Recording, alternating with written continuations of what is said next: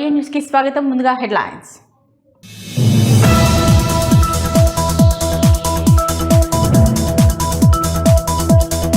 మేడ్చల్ జిల్లా ప్రతాపసింగారంలో నూతనంగా ఏర్పాటు చేసిన స్పాట్లైట్ అకాడమీ క్రికెట్ స్టేడియాన్ని ప్రారంభించిన మంత్రి గడ్డం వివేక్ వెంకటస్వామి.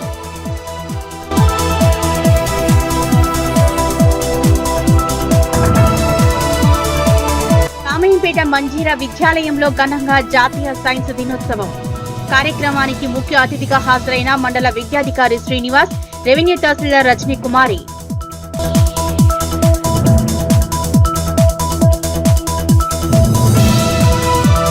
యాదగిరిగుట్ట శ్రీ లక్ష్మీ నరసింహస్వామి వారి సన్నిధిలో ఘనంగా వార్షిక బ్రహ్మోత్సవాలు. చివరి రోజు బ్రహ్మోత్సవాల్లో భాగంగా అష్టోత్తర శతకటాభిషేకం నిర్వహించిన ఆలయ అర్చకులు.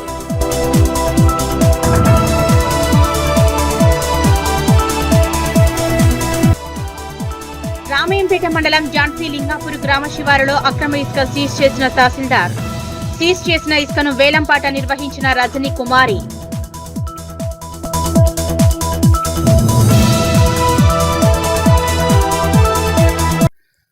మేడ్చల్ జిల్లా ప్రతాపసింగారంలో నూతనంగా ఏర్పాటు చేస్తున్న స్పాట్లైట్ అకాడమీ క్రికెట్ స్టేడియంలో మంత్రి గడ్డం Vivek Venkataswamy, Hyderabad cricket association president Amarnath, మాజీ ఎమ్మెల్యే సుధీర్ రెడ్డిలు ముఖ్య అతిథులుగా పాల్గొని ప్రారంభించారు. ఈ సందర్భంగా మంత్రి వివేకానంద మాట్లాడుతూ ప్రతినిధులు గ్రామీణ ప్రాంతాల్లో ఉన్న యువతకు ఈ స్టేడియం ఎంతో ఉపయోగపడుతుందన్నారు. మేడ్చల్ జిల్లా ప్రతాపసింగారంలో నూతనంగా ఏర్పాటు చేస్తున్న స్పాట్లైట్ అకాడమీ క్రికెట్ స్టేడియంను మంత్రి Gaddam Vivek Venkataswamy, Hyderabad cricketer association president Amarnath, మాజీ ఎమ్మెల్యే సుధీర్ రెడ్డిలు ముఖ్య అతిథులుగా హాజరై పాల్గొని ప్రారంభించారు. ఈ సందర్భంగా మంత్రి వివేకానంద మాట్లాడుతూ ప్రతినిధులు గ్రామీణ ప్రాంతాల్లో ఉన్న యువతకు క్రికెట్ పట్ల ఎంతో ఆసక్తి ఉన్నప్పటికీ సరైన వసతులు లేక వెనుకబడుతున్నారు. అలాంటి వారికి ఈ స్టేడియం ఒక వరప్రసాదమన్నారు. ప్రతాపసింగారంలో సుధీర్ రెడ్డి భూమి ఇవ్వడం, స్పాట్లైట్ అకాడమీ వారు ఈ అద్భుతమైన స్టేడియం నిర్మించడం సంతోషకరమన్నారు.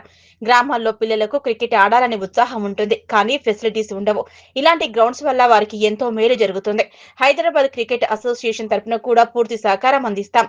ఇక్కడ శిక్షణ ఇచ్చేందుకు HCA నుంచి కోచ్లను కూడా పిలిపిస్తాం. Hyderabad cricket association president Amarnath కూడా ఇలాంటి మౌలిక సదుపాయాల కల్పనకు మద్దతుగా నిలుస్తారని హామీ ఇచ్చారు.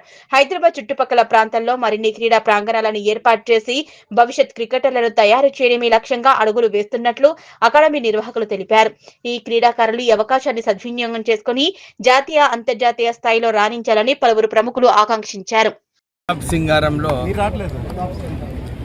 మాజీ ఎమ్మెల్యే సుధీర్ రెడ్డి గారు ల్యాండ్ ఇవ్వడము, మా స్పాట్లైట్ అకాడమీ నుంచి నరసింహారెడ్డి గారు, మా ఆర్గనైజర్స్ ఈ క్రికెట్ స్టేడియంకి నాగరాజు, లక్ష్మణ్ అందరూ కలిసి ఈ ప్రాంతంలో ఒక క్రికెట్ ఉంటే స్టేడియం ఉంటే టర్ఫ్ వికెట్స్తో సహా మంచిగా ఉంటుందని చెప్పి ఇది ప్రారంభం చేయడం జరిగింది.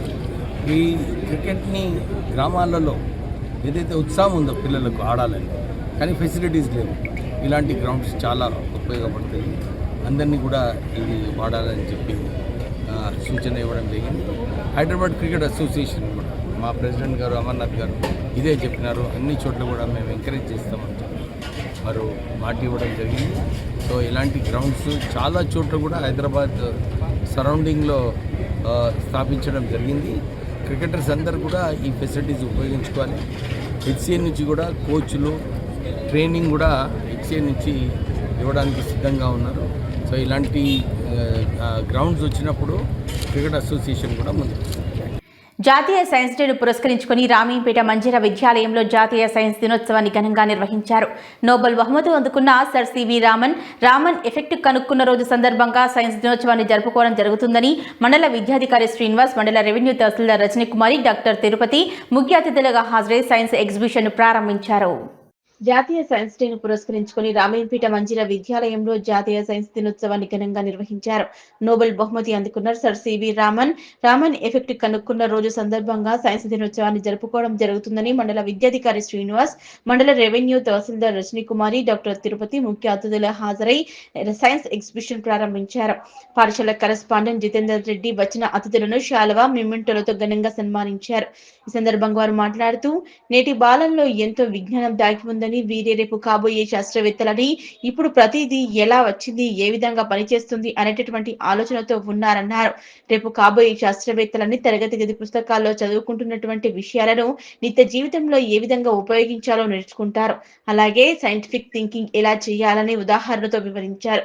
విద్యార్థులు 300లకు పైగా సైన్స్ ఎగ్జిబిట్లను ప్రదర్శించారు. ఇందులో భాగంగా ఏఏ డాక్టర్ విధంగా ఉపయోగపడుతుంది అంటే చెట్టుకు వచ్చే రోగాలను ముందుగానే గుర్తించడం, చెట్టుకు ఎంత నీరు ఇవ్వాలి, ఎలాంటి మందులు వేయాలి, ఆ చెట్టు ఏ చెట్టు అనేది సైంటిఫిక్ నేమ్స్ దానికి ఎంతకాలం అనే విషయాన్ని అన్నింటికి వర్తిస్తుందన్నారు. రోబో, చంద్రయాన్-3, చంద్రమండలం, earthquake alarm fire engine, hydraulic car, చేనేత పనివారు, కుమ్మరివారు, బీడీ కార్మికులు దారము చేత్తో చుట్టడానికి బదులుగా హైడ్రాలిక్ మిషన్ ద్వారా చుట్టడం చూపర్లను ఆకట్టుకుంది. Talking robot, dialysis system, DNA పరీక్ష, మైక్రోస్కోప్ పరీక్ష hand wash, rocket launcher, dialysis చేసే విధానం, కత్తిరించే మిషన్లు, రైలు ప్రమాదాల నివారణ, ట్రాఫిక్ సిగ్నల్స్, పర్యావరణ కాలుష్యం నియంత్రించే ప్రదర్శనలు, తక్కువ ఖర్చుతో చేసేసే వాషింగ్ మిషన్ ని విద్యార్థులు ప్రదర్శించారు. ఈ సందర్భంగా తహసీల్దార్ రజనీ కుమారి మాట్లాడుతూ పిల్లలు చాలా చక్కటి నమూనాలు చేశారన్నారు. పరిశ్రమల ద్వారా వెదజల్లే వ్యర్థ జలాలను రీసైక్లింగ్ ద్వారా శుద్ధి చేసి మళ్లీ వృక్షాలకు ఆ నీటిని వాడుకునే విధానంగా తయారు చేసిన పరికరం ఎంతో ఆకట్టుకుంది. పాఠశాల ప్రిన్సిపల్ సురేష్ కుమార్ మాట్లాడుతూ సైన్స్ గురించి వివరించారు. ఎప్పుడు, ఎక్కడ, ఎలా అనే ప్రశ్నలతో అనేక విషయాలు తెలుసుకోవచ్చన్నారు.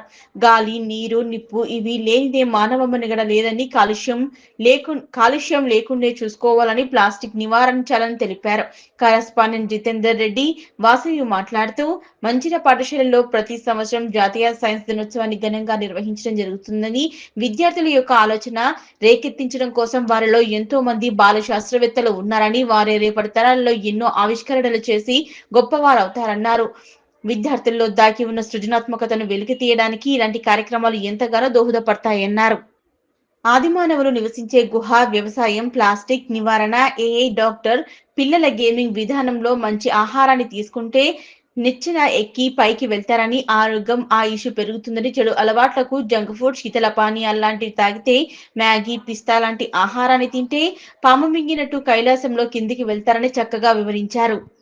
ఈ కార్యక్రమంలో తహసీల్దార్ రజనీ కుమారి, మండల విద్యాధికారి శ్రీనివాస్ తో పాటు పశువైద్య సహాయ సంచాలకులు డాక్టర్ తిరుపతి, పాఠశాల కరెస్పాండెంట్ జితేందర్ రెడ్డి, వాసవి, ప్రిన్సిపల్ సురేష్ కుమార్, పాఠశాల సిబ్బంది మౌనిక, మీనా, సౌమ్య, సుధాకర్, శ్రీశైలం, సాగరిక, రమ్య, శ్రీనిత, అనిల్ తదితరులు పాల్గొన్నారు.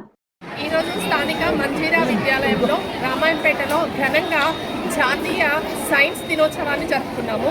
ఈ వేడుకలో భాగంగా వచ్చినటువంటి వాళ్ళందరూ కూడా, అతిథులు కూడా ఎంతోమంది సందర్శించడం జరిగింది.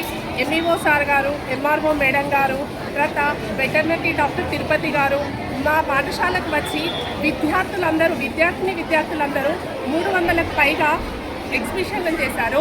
300లకు పైగా సైన్స్ ప్రాజెక్టులని నానా రకాల నమూనాలతో చేయడం జరిగింది. మరి ఈ సైన్స్ దినోత్సవం ప్రతి సంవత్సరం జరుపుకుంటున్నాం. ఎందుకంటే రామన్ ఎఫెక్ట్ కనుక్కున్నటువంటి రోజుగా సర్ సివి రామన్కి నోబెల్ బహుమతి వచ్చినందుకు గాను మన భారతదేశంలో ఘనంగా ఫిబ్రవరి 28న సైన్స్ దినోత్సవాన్ని జరుపుకుంటున్నాం. మరి ప్రతి సంవత్సరం జరుపుకోవడానికి ఉద్దేశం ఏంటంటే, మరి ఇప్పుడు ఉన్నటువంటి నేటి బాలలే రేపటి భావి భారత పౌరులు. మరి వీళ్ళు ఎంతోమంది శాస్త్రవేత్తలుగా ఎదుగుతారనే ఉద్దేశంతో వాళ్ళలో మరి సైన్స్ అంటే మనం ఉదయం లేచినప్పటి నుంచి రాత్రి వరకు ప్రతి దానికి సైన్స్ పైనే ఆధారపడి ఉన్నాం. ఆది మానవుల నుంచి మానవుని యొక్క మనుగడ ఇప్పటి వరకు ఏ విధంగా అంటే మనం అందరికీ నమస్కారం. నేను రజని, తహసీల్దార్ రామాయంపేట్. ఇవాళ సైన్స్ డే సెలబ్రేషన్లో భాగంగా మంజీరా స్కూల్ రామాయంపేట్కి విజిట్ చేయడం జరిగింది. పిల్లల ప్రాజెక్ట్స్ అన్నీ కూడా చాలా బాగున్నాయి. సుమారు 300 ప్రాజెక్ట్స్ ఈ స్కూల్లో పెట్టడం జరిగింది. పిల్లలు చాలా ఇన్నోవేటివ్గా ప్రాజెక్ట్స్ అనేటివి డిజైన్ చేశారు. సో నా suggestion for the school institution and పిల్లలకి ఏంటంటే, ఇన్నోవేటివ్గా గవర్నమెంట్కి విత్ లెస్ అమౌంట్తోని యూస్ఫుల్ అంటే such as salt water making in to the ఆ ప్రాజెక్ట్ ఒకటి చూశాను. Salt water making in to the drinking water project ఒకటి డిజైన్ చేయమని చెప్పేసి చెప్పడం జరిగింది. అండ్ ఫైర్ డిటెక్టర్ ఒకటి, and such as factory wastewater becoming the fine water for the agriculture crops. ఇలా కొన్ని గవర్నమెంట్కి యూస్ఫుల్ అయ్యే ప్రాజెక్ట్స్ రిగార్డింగ్ పిల్లలకు కొంచెం నాలెడ్జ్ అనేది గెయిన్ చేపియాలని చెప్పేసి నేను సజెషన్ ఇవ్వడం జరిగింది. చాలా హ్యాపీగా ఉంది. Today's children are tomorrow citizen కాబట్టి వాళ్ళకు మన దేశ వ్యవస్థ మీద మంచి నాలెడ్జ్ కల్పించాలని చెప్పేసి టీచర్స్కి విజ్ఞప్తి చేయడం జరిగింది. నాకు ఈ అవకాశం ఇచ్చినందుకు ధన్యవాదాలు. Thank you. నిజాంపేట మండల కేంద్రంలోని పెద్దమ్మ ఆలయం ఆవరణలో శనివారం తాజా మాజీ జెడ్పీటీసీ పంజా విజయ్ కుమార్ జన్మదినం సందర్భంగా గ్రామ సర్పంచ్ చెలిమేటి నరేందర్, ఉప సర్పంచ్ గేరిగింటి బాబుల ఆధ్వర్యంలో కేక్ కట్ చేసి సంబరాలు జరుపుకున్నారు. ఈ సందర్భంగా వారు మాట్లాడుతూ ఆపదలో ఉన్న వారికి అండగా నిలిచే తాజా మాజీ జెడ్పీటీసీ పంజా విజయ్ కుమార్ ఇలాంటి పుట్టినరోజు వేడుకలు మరెన్నో జరుపుకోవాలని కోరుకున్నారు. నిజాంపేట మండల కేంద్రంలోని పెద్దమ్మ ఆలయం ఆవరణలో శనివారం తాజా మాజీ జెడ్పీటీసీ పంజా విజయ్ కుమార్ జన్మదినం సందర్భంగా గ్రామ సర్పంచ్ చెలిమేటి నరేందర్, ఉప సర్పంచ్ గేరిగింటి బాబుల ఆధ్వర్యంలో కేక్ కట్ చేసి సంబరాలు జరుపుకున్నారు.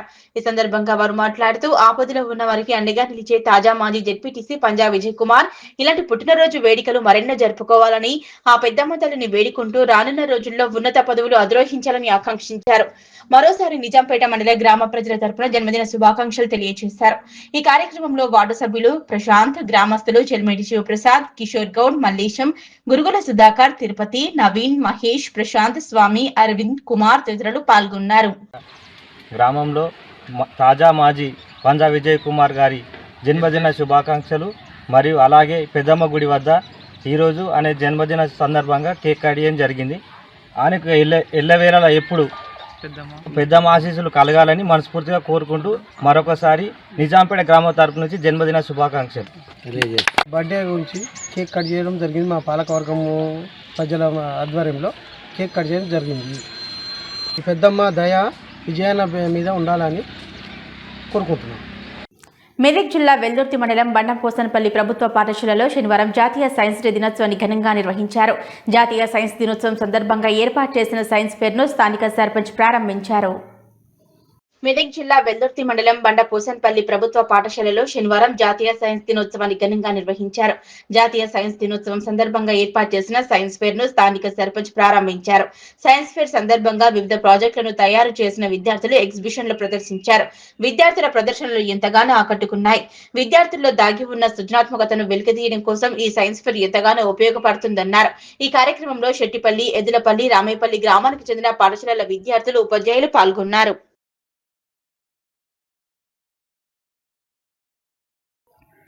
మెదక్ జిల్లా వెల్దుర్తి మండలంలోని వెల్దుర్తి గ్రామంలో 10వ తరగతి వీడ్కోలు సమావేశాన్ని ఘనంగా నిర్వహించారు. ఈ సమావేశానికి ముఖ్య అతిథిగా మెదక్ జిల్లా విద్యాశాఖ అధికారి విజయ హాజరయ్యారు.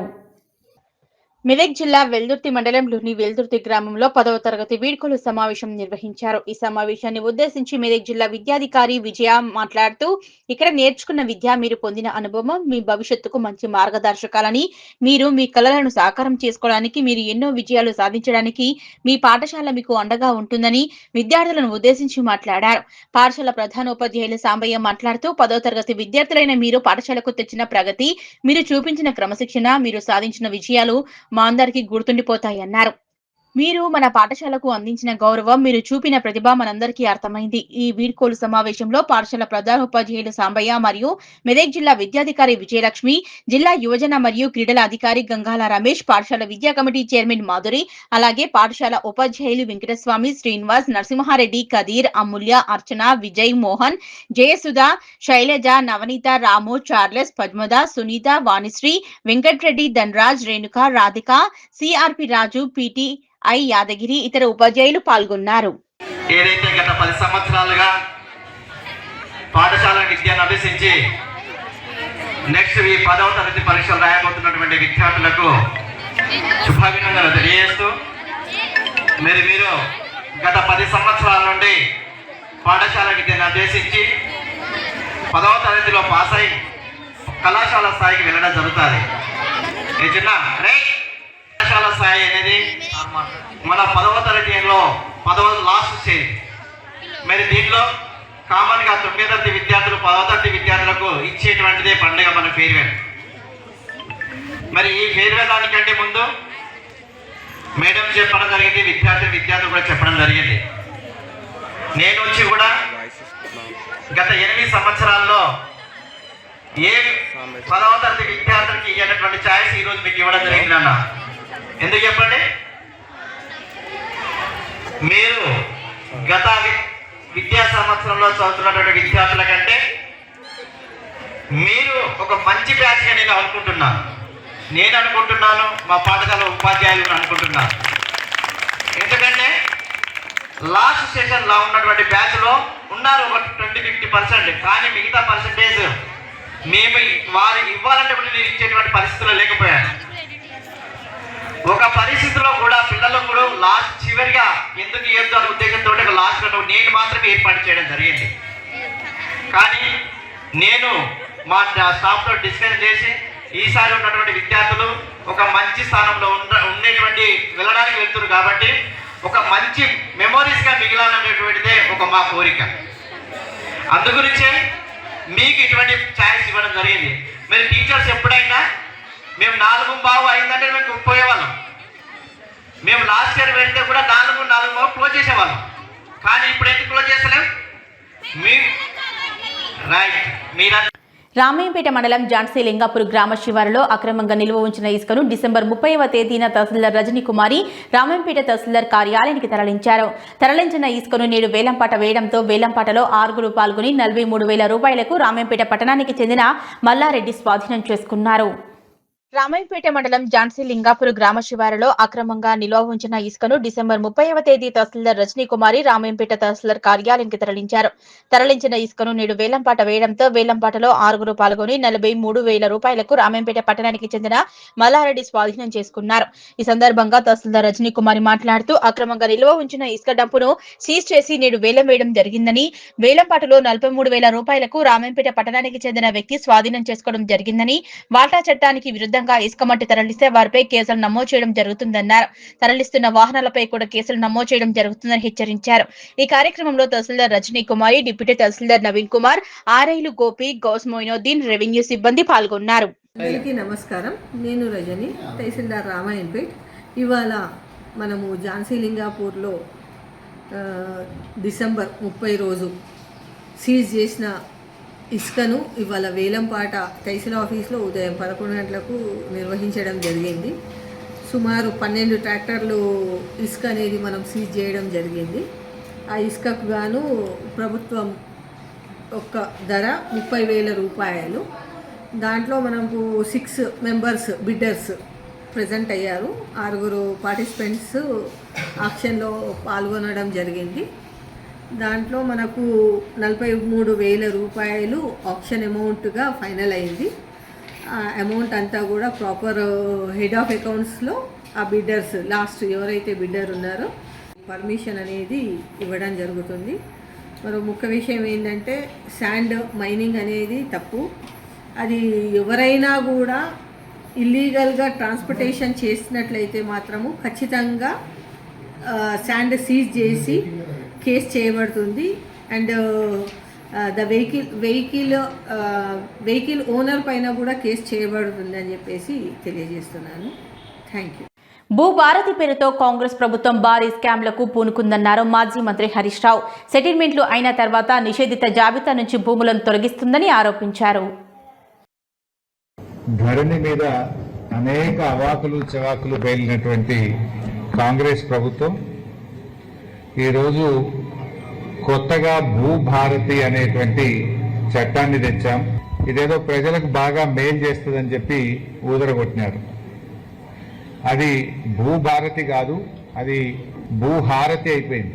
ఇవాళ భూభారతి వచ్చిన తర్వాత 22A కింద 1 కోటి ఎకరాల భూములు పెట్టినారు. అంటే నిషేధిత భూముల జాబితాలో లక్షల ఎకరాలు పెట్టి డబ్బుల వసూళ్లకు పాల్పడతా ఉన్నారు. స్వయంగా ఆయన ఒక ఆయన ఉంటాడు, పేలని బాంబుల శాఖ మంత్రి పొంగులేటి. ఆయన నుంచి మొదలుకుంటే మండల స్థాయి వరకు కూడా నిషేధిత భూముల జాబితాలో పెట్టి ఇవాళ ప్రజల ఉసురు పోసుకుంటా ఉన్నారు. ఆనాడు మీరేం చెప్పిండ్రు? నిషేధిత భూములన్నీ తీసేస్తామని చెప్పి ఇవాళ 1 కోటి ఎకరాలు దాటింది నిషేధిత భూముల జాబితా. అది బయట పెట్టండి. హైకోర్టు కూడా చెప్తుంది నిషేధిత భూముల జాబితాను ఆన్లైన్లో పబ్లిక్ డొమైన్లో పెట్టండి అని.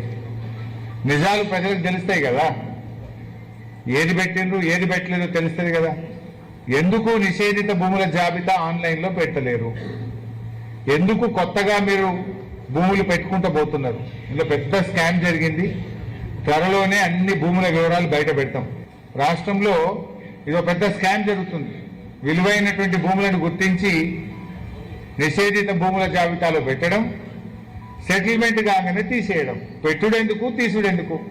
దమ్ముంటే కాంగ్రెస్ ప్రభుత్వం వచ్చిన తర్వాత ఎన్ని భూములను నిషేధిత భూముల జాబితాలో పెట్టారు, ఎన్ని తొలగించారో ఒక వైట్ పేపర్ రిలీజ్ చేయాలని చెప్పి ఆ పేలని బాంబుల శాఖ మంత్రి పొంగులేటిని నేను డిమాండ్ చేస్తా ఉన్నా. బీఆర్ఎస్ నేత హరీష్ రావు బీజేపీ చీఫ్ రామచంద్రరావుకు కాంగ్రెస్ ఎంపీ చామల కిరణ్ కుమార్ రెడ్డి కౌంటర్ ఇచ్చారు. గత బీఆర్ఎస్ ప్రభుత్వంలో 150 కోట్ల విలువైన కోకాపేట భూములను కేవలం ₹1 శారదా పీఠానికి ఇచ్చారు. ప్రాధాన్యత ఉన్న ప్రాంతాల్లో నచ్చిన వారికి కోసం భూములను పేలల్లాగా పంచిపెట్టారని మండిపడ్డారు. బీఆర్ఎస్ ఏ మాట మాట్లాడుతుందో ఒక 24 గంటలు 48 గంటల తర్వాత అదే బీజేపీ తీసుకుంటుంది లైన్. ఏమాత్రం కన్స్ట్రక్టివ్ లైన్ లేదు. ఢిల్లీకి పోయినప్పుడు ఒక మాట, గల్లీల కోసం ఒక మాట మాట్లాడితే ఎట్లా బీజేపీ నాయకులు అందరూ? అంటే ఇలా మంచినీళ్ళు తాగొద్దని చెప్పి మీరు ఇలా శారదాపీఠం భూముల గురించి మళ్ళీ రోడ్డు ఎక్కినావు. మొన్న మధు పార్క్ రిడ్జ్ అపార్ట్మెంట్ వాసుల కోసం రోడ్డు ఎక్కినాం. వాళ్ళు కూడా ముందే చర్చలకు వచ్చిర్రు, ప్రభుత్వంతో చర్చలలో కూసుర్రు, ఎస్ఎఫ్టీకి ఎంత కావాలనో అడుక్కుర్రు. అంతా అయిపోయింది. అయిపోయినాక ఈ 6 అడుగుల మహానుభావుడు ఈ తాడి చెట్టు హరీష్ రావు అడిగి పోయిండు. పోయి రెచ్చగొట్టే ధోరణిలో మాట్లాడి మీడియాను పిలిపించుకొని హంగామా చేయడం మొదలుపెట్టిండు. గతంలో కూడా హైడ్రా గురించి ఎన్నిసార్లు విష ప్రచారం చేసిర్రు. ఉండొచ్చు కొద్దిగా, కొన్నిసార్లు ఇల్లీగల్ కన్స్ట్రక్షన్ తీసినప్పుడు అక్కడ బాధలైతే వాళ్ళందరినీ కూడా కాంపన్సేట్ పే చేసేది ప్రభుత్వం. మరి లక్షల మందికి ఈరోజు అపార్ట్మెంట్ వాసులకు వాళ్ళకు కబ్జాకు గురైనటువంటి పార్కులు, లేఅవుట్లల్లో కబ్జాకు గురైనటువంటి అప్రోచ్ రోడ్లు, కబ్జాకు గురైనటువంటి చెరువులు, మరి ఇవన్నీ క్లియర్ చేయడంతో ప్రజలకు మంచి చేయలేదు హైడ్రా. హైడ్రా ఏం చేసిందో ఒకసారి తెలంగాణ ప్రజలు గమనించాలి. ఈ సోషల్ మీడియా ద్వారా జరిగే చెడు ప్రచారము కేవలం ఇది రాజకీయం కోసమే చేస్తుర్రు. మిమ్మల్ని అందరినీ డైవర్ట్ చేయడానికి మీ అటెన్షన్. తెలంగాణ ప్రజలు అప్రమత్తంగా ఉండాలి. వీళ్ళకు ఒకటే ఒక పని, రోజు తప్పించి రోజు, ఒకరోజు బామ్మడిది వస్తాడు, ఒకరోజు బావ వస్తాడు. వీళ్ళిద్దరికి ఏం పని లేదు. వీళ్ళ పని ఒకటే పని. వాళ్ళ పొజిషన్ ఏందో తెలియదు, మేము అపోజిషన్ అనుకుంటున్నాం. అపోజిషన్ అంటే కన్స్ట్రక్టివ్ అపోజిషన్ ఉండాలి. మేము 10 ఏళ్ళు మేము అపోజిషన్లో ఉన్నాం, కానీ రోజు తప్పించి రోజు మీరు చేస్తున్న పనులు అడ్డుకోలే.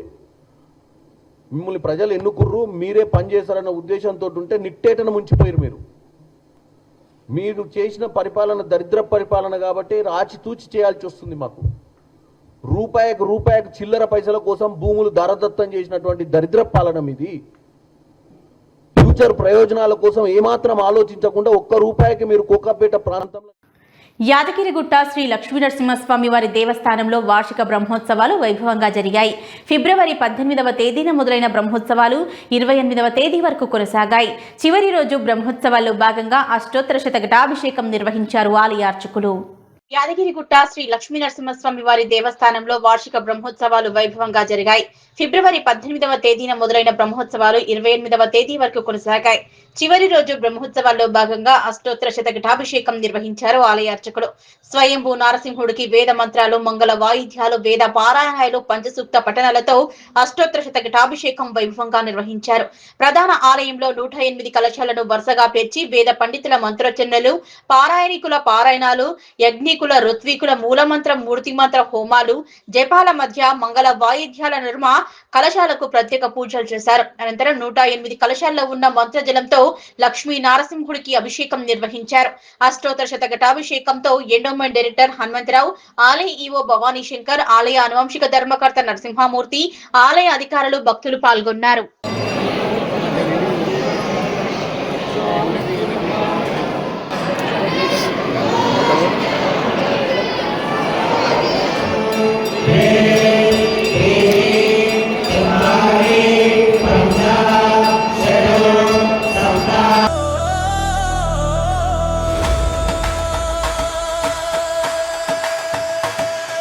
యాదాద్రి గుట్ట మీద యుగాల దేవుడయ్యా, యాదగిరి నరసింహ మా ఊరి ఆధారయ్యా డబ్బుల దరువుకి గుండెలు దద్దరిల్లే నామం పలికితే కష్టాలు పారిపోయే జై జై నరసింహ గుట్టంతా గోలయ్య లక్ష్మీ సమేతుడై భక్తుల పాలయ్యా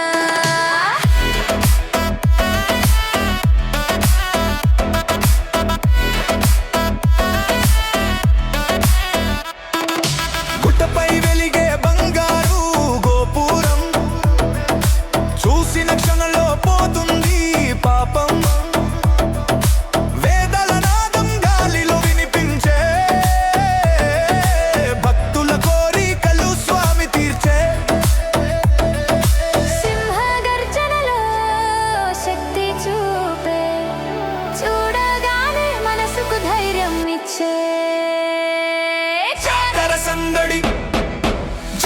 సందడిగా యాదాద్రి మారే జనం జనం వచ్చి జై నినాదం చేసే డోలు మోగితే ఊరూగే నరసింహ నామమే గుండెల్లో నిలిచే కోలాటం అడుగులతో కత్తి వెల్లువా నరసింహ దయతో జీవితాంతం ప్రభుత్వ సేవలకు అంకితమైన ఉద్యోగులు పదవీ విరమణ అనంతరం గౌరవప్రదమైన జీవనం గడపాల్సిన సమయంలో ఆర్థిక ఇబ్బందులతో పోరాడుతున్న పరిస్థితి ఏర్పడడం ఆందోళన కలిగిస్తోంది. సిద్దిపేట జిల్లా గజ్వేల్ పట్టణానికి చెందిన రిటైర్డ్ ఎస్ఐ మహమ్మద్ ఇస్మాయిల్ పరిస్థితి ఈ వాస్తవానికి ప్రతిబింబంగా నిలుస్తోంది. సుమారు 37 సంవత్సరాల పాటు పోలీస్ శాఖలో కానిస్టేబుల్ గా ప్రారంభించి ఏఎస్ఐ, ఎస్ఐ హోదాల్లో విధులు నిర్వహించిన ఇస్మాయిల్ తన యువకత్వాన్ని విధి నిర్వహణకే అంకితం చేశారు. అయితే పదవి విరమణ అనంతరం ఆయన జీవితం అనూహ్యంగా కష్టాల్లోకి జారుకుంది. కుటుంబ బాధ్యతలు, ఆరోగ్య సమస్యలు పెరుగుతున్న వైద్యం ఖర్చులు ఇవి అన్నీ కలిసి ఆయనను ఆర్థిక స్థితిని దెబ్బతీశాయి. ముఖ్యంగా పదవి విరమణ తర్వాత రావాల్సిన బకాయిలు ఇంకా అందకపోవడం ఆయన వంటి పలువురు మాజీ ఉద్యోగులను సంక్షోభంలోకి నెట్టింది. ప్రభుత్వ సేవల కోసం జీవితాన్ని అంకితం చేశాం. ఇప్పుడు వృద్ధాప్యంలో కనీసం భద్రత కోసం ఎదురు చూడాల్సిన పరిస్థితి ఏర్పడింది. నాకు రావాల్సిన బకాయిలు విడుదల చేస్తేనే నా కుటుంబాన్ని నిలబెట్టుకోగలుగుతానని రిటైర్డ్ ఎస్ఐ ఇస్మాయిల్ ఆవేదన వ్యక్తం చేశారు. ఇది ఒక ఇస్మాయిల్ కథ మాత్రమే కాదు, రాష్ట్ర వ్యాప్తంగా అనేక మంది విరమణ చేసిన ఉద్యోగులు కూడా ఇదే పరిస్థితిని ఎదుర్కొంటున్నారని తెలుస్తోంది. పదవి విరమణ అనంతరం రావాల్సిన గ్రాట్యుటీ, పెన్షన్ ప్రయోజనాలు, ఇతర ఆర్థిక బకాయిలు ఆలస్యమవడం వల్ల వృద్ధాప్యంలో వారు అనిశ్చితి మధ్య జీవనం కొనసాగించాల్సి వస్తోంది. ప్రభుత్వ సేవల కోసం జీవితాన్ని అంకితం చేసిన ఉద్యోగులు చివరికి కనీస అవసరాల కోసం ప్రభుత్వాన్ని వేడుకోవాల్సిన పరిస్థితి ఏర్పడడం ఒక వాస్తవాత్మక సమస్యగా మారుతుందన్న అభిప్రాయాలు వ్యక్తమవుతున్నాయి. ఈ నేపథ్యంలో ప్రభుత్వం మానవీయ దృక్పథంతో స్పందించి పెండింగ్ లో ఉన్న బకాయిలను త్వరితగతిన విడుదల చేయాలని, విరమణ చేసిన ఉద్యోగులకు ఆర్థిక భద్రత కల్పించాలని ఇస్మాయిల్ విజ్ఞప్తి చేస్తున్నారు. సేవల అనంతరం గౌరవప్రదమైన జీవనం కల్పించడం కేవలం పరిపాలనా బాధ్యత మాత్రమే కాదు, అది ప్రభుత్వ నైతిక కర్తవ్యమని అభిప్రాయం వ్యక్తమవుతోంది. ఇస్మాయిల్, నేను 1987లో కానిస్టేబుల్గా పోలీసు ఉద్యోగంలో చేరినాను. కానిస్టేబుల్ నుండి ఇప్పుడు ఏఎస్ఐ వరకు డ్యూటీ చేసినాను. నేను 2025 సంవత్సరం ఏప్రిల్లో రిటైర్మెంట్ అయినాను. నా ఆరోగ్యము బాగలేదు ప్రస్తుతము. గవర్నమెంట్ నుంచి వచ్చే డబ్బులు కూడా నాకు ఎలాంటి డబ్బులు వస్తలేవు. నాకు 3 ఆడపిల్లలు, నా భార్య కూడా షుగర్ పేషెంట్ ఉన్నది. ఆమెకు కూడా ఆరోగ్య పరిస్థితి బాగాలేదు. ఆమె కూడా 2 సార్లు లంగ్స్ ప్రాబ్లం అయినాయి. కిమ్స్ హాస్పిటల్లో కూడా ట్రీట్మెంట్ చేసినాము. 5-6 లక్షలు ఖర్చు అయింది. నాకు కూడా ప్రస్తుతం ఆరోగ్యం బాగలేదు. నాకు కూడా కిమ్స్ హాస్పిటల్లో సర్జరీ అయింది, గొంతు కూడా సర్జరీ అయింది. చాలా ఇబ్బందులు ఉన్నాను. నాకు గవర్నమెంట్ నుంచి వచ్చే డబ్బులు కూడా ఎలాంటి డబ్బులు కూడా నాకు రాలేదు. మేము దాచుకున్న డబ్బులు కానీ ఒక్క రూపాయి కూడా ఇంతవరకు కూడా గవర్నమెంట్ ఇవ్వలేదు. నాకు చాలా ఆరోగ్యం బాగాలేక దీనస్థితిలో ఉన్నాను. గవర్నమెంట్ నుంచి వచ్చే డబ్బులు ఏం రాలేదు. ప్రస్తుతం నాకు ఆరోగ్యం చాలా ఇబ్బందిగా ఉన్నది. నేను లేవలేని పరిస్థితుల్లో నాకు వెనక ముందు ఎవరు లేరు. నాకు 3 ఆడపిల్లలే. చాలా ఇబ్బందికరంగా ఉన్నది. నాకు దాదాపు 15-20 లక్షల రూపాయలు ఖర్చు అయింది. కానీ ప్రభుత్వం నుంచి ఎలాంటి నాకు లేదు. నేను దాచుకున్న డబ్బులు జీపీఎఫ్ కానీ, ఈఎల్ కానీ, కమిటేషన్ కానీ, గ్రాడ్యుటీ కానీ అలాంటి పైసలు కూడా అసలు ఏ ఒక్క రూపాయి కూడా రాలేదు. దాదాపు 60 లక్షల రూపాయల దాకా రావాల్సి ఉన్నది. దయచేసి నాకు గవర్నమెంట్ వాళ్ళు నాకు సాయం చేయగలరని కోరుతున్నాను. ఆపరేషన్ అయింది. ఇక్కడ C6 C7 అనే గొంతు కాడ అయినా కానీ ఇప్పటికి కూడా నాకు మాట వస్తలేదు. ఎన్ని రోజులు సార్ ఆపరేషన్? ఆపరేషన్ అయ్యి దాదాపు నాకు 2 నెలలు అవుతుంది. డిసెంబర్ 23 తారీఖు ఆపరేషన్ అయింది. అయినా ఈ చెయ్యి బాగా లాగడం, నొప్పి బాగున్నది. లేవలేని పరిస్థితిలో ఉన్నాను. ఇంట్లోనే ఉంటున్నాను. బయటకు కూడా వెళ్తలేను. కాలు నడవలేసిన చాలా వీక్నెస్గా ఉన్నాను. ఇప్పుడు పరిస్థితి చాలా దీన స్థితిలో ఉన్నది. పోలీసు సంక్షేమ సంఘం నుంచి ఏమన్నా మీకు ఆర్థిక సాయం అందినదా సార్? మాకు పోలీస్ సహకారం నుంచి కూడా ఎలాంటి సహకారం కోరుతున్నాను. నాకు వచ్చే డబ్బులు సీఎం రేవంత్ రెడ్డి గారు, బట్టి విక్రమ గారు నాకు వచ్చే డబ్బులు నా పరిస్థితి చూసి నాకు మాట్లాడడానికి కూడా గొంతు వస్తలేదు. దయచేసి నాకు నా డబ్బులు నాకు ఇప్పిస్తారని ఆశిస్తున్నాను. ఎందుకంటే నా పరిస్థితి బాగాలేదు. ఒక్కోసారి నాకు చనిపోవాలనిపిస్తుంది. ఎందుకంటే ఆర్థికంగా ఇబ్బంది పడుతున్నాను. నాకు గొంతు కూడా ఎక్కువ మాట్లాడడానికి వస్తలేదు. ఆపరేషన్ అయిన నుంచి చాలా ఇబ్బందిగా ఉన్నది. సీఎం రేవంత్ రెడ్డి గారు మరియు బట్టి విక్రమ గారు దయచేసి నాకు వచ్చే డబ్బులు నాకు ఇస్తారని నేను ఆశిస్తున్నాను. నాకు ఆరోగ్యం చాలా బాగలేదు. నా యొక్క బాధను అర్థం చేసుకుంటారని నేను ఆశిస్తున్నాను. హోలీ పండుగ సాంప్రదాయ పద్ధతిలో జరుపుకోవాలని పురోహితులు నందబాల శర్మ తెలిపారు. శనివారం సిద్దిపేట జిల్లా గజ్వేల్ పట్టణంలో ప్రముఖ పురోహితులు నందబాల శర్మ మాట్లాడుతూ 3/3/2026 మంగళవారం హోలీ పండుగ జరుపుకునే సమయంలో జాగ్రత్తను పాటిస్తూ సాంప్రదాయ రంగులను చల్లుకుంటూ హోలీ పండుగ జరుపుకోవాలని, అదే రోజు గ్రహణం ఉన్న సందర్భంగా ఉదయం నుంచి మధ్యాహ్నం వరకు హోలీ పండుగ జరుపుకోవాలని, గ్రహణం ముందు గ్రహణ అనంతరం స్నానం చేసి పూజలు నిర్వహిస్తే పుణ్యం లభిస్తుందన్నారు. పండుగలు సోదర భావం పెంపొందిస్తాయని, రసాయనాల రంగులు వాడకుండా సాంప్రదాయ పద్ధతిలో దైవనామస్మరణ చేసుకుంటూ హోలీ పండుగ జరుపుకోవాలన్నారు. ఈ హోలీ పండుగ అందరి జీవితాల్లో కొత్త వెలుగులు విరజిల్లాలని ఆకాంక్షించారు. గురుర్ బ్రహ్మ గురుర్ విష్ణు గురుర్దేవో మహేశ్వర గురు సాక్షాత్ పరబ్రహ్మ తస్మై శ్రీ గురవే నమః. శ్రీ గణేశ శారదా గురుభ్యో నమః. ఆస్తిక మహాశయులందరికీ కూడా మనవి. ఈసారి గ్రహణము, కాముని పౌర్ణిమ రెండు ఒకటే రోజు రావడం జరిగింది. అయితే మార్చి 3వ తారీఖు నాడు మంగళవారం నాడు వీలైనంత వరకు ఉదయం పూటనే రంగవల్లులు ఆడి వసంతోత్సవం ఆడి 10-11 గంటల వరకే అందరూ కూడా భోజనం చేయవలసిందిగా కోరుతున్నాం. అదే రోజు నాడు 3వ తారీఖు నాడు మధ్యాహ్నం 3:21 నుండి సాయంత్రం రాత్రి 6:30 దాకా కూడా చంద్రగ్రహణం ఉన్నది. కాబట్టి ఈ రెండింటిని దృష్టిలో పెట్టుకొని మార్చి 3వ తారీఖు నాడు కాముని ఈ యొక్క రంగవల్లులు ఆడడం మరియు వసంతోత్సవం ఆడడం వీలైనంత తొందరగా ముగించుకొని భోజనాలు చేయాలి. ఇక గ్రహణ సమయంలో చేయవలసినటువంటి విధానం, గ్రహణం పట్టినప్పుడు స్నానం చేయాలి, గ్రహణం విడిచినాక స్నానం చేయాలి. గ్రహణం ఉన్నంతసేపు కూడా భగవన్నామ స్మరణ చేస్తూ ఉండాలి. ఎంత భగవన్నామ స్మరణ చేస్తే అంత విశేషమైనటువంటి ఫలితం ఉంటుంది. గురువు గారు ఇచ్చినటువంటి మంత్రాలను జపం చేసుకోవచ్చు. లేదు శ్రీమాత్రే నమః, శ్రీరామ జయ రామ జయ జయ రామ అనుకుంటూ కూడా కూర్చోవచ్చు. గ్రహణం ఉన్నంతసేపు కూడా భగవన్నామం చేయడం చాలా విశేషం. ఇక ఈ గ్రహణం వల్ల అన్ని రాశుల వాళ్లకు బాగానే ఉంటుంది. గ్రహణం అయిన తర్వాత మనము గోవుకు కానీ శివాలయంలో కానీ అర్చన చేసుకున్నట్టయితే అనేక రకాలైనటువంటి దోషాలు తొలగిపోతాయి. గ్రహణం అనేది అనేక రకాలైనటువంటి దోషాలు. ప్రత్యేకంగా ఈ రాశికి ఆ రాశికి అని ఎవరు భయపడని అవసరం లేదు. ఎవరికి ఏ దోషమున్నా ఆవుకు గనక గోగ్రాసం సమర్పించినట్టయితే దోషాలు తొలగిపోతాయి. దేవాలయంలో తైలం నూనె సమర్పించినట్టయితే దోషాలన్నీ తొలగిపోతాయి. ఇవి కూడా దృష్టిలో పెట్టుకొని గ్రహణం తెల్లారి 4వ తారీఖు నాడు గోగ్రాసం సమర్పించండి. శివాలయంలో నూనెను సమర్పించండి. దాని ద్వారా మనకు ఏ విధమైనటువంటి దోషాలు ఉండవు. అందరూ కూడా మార్చి 3వ తారీఖు నాడు 11 గంటల వరకు పండుగ చేసుకోండి. మార్చి 3వ తారీఖు నాడు 3:30 నుండి 6:30 దాకా గ్రహణ సమయంలో జప తపాలు చేసుకోండి. అందరికీ శుభమస్తు. హోలీ ఏ రకంగా భవ్య న్యూస్ ముగించే ముందు హెడ్లైన్స్ మరోసారి.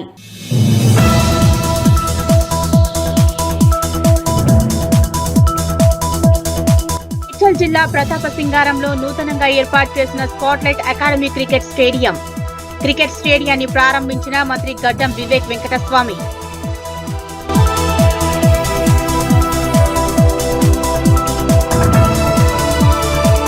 రామయ్యంపేట మంజీరా విద్యాలయంలో ఘనంగా జాతీయ సైన్స్ దినోత్సవం. కార్యక్రమానికి ముఖ్య అతిథిగా హాజరైన మండల విద్యాధికారి శ్రీనివాస్, రెవెన్యూ తహసీల్దార్ రజనీ కుమారి.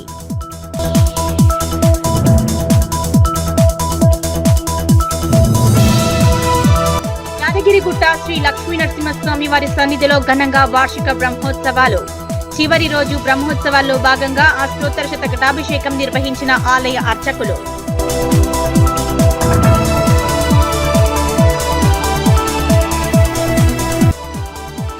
రామయ్యంపేట మండలం జాన్సీ లింగాపూర్ గ్రామ శివారులో అక్రమ ఇసుక సీజ్ చేసిన తహసీల్దార్. సీజ్ చేసిన ఇసుకను వేలంపాట నిర్వహించిన రజనీ కుమారి.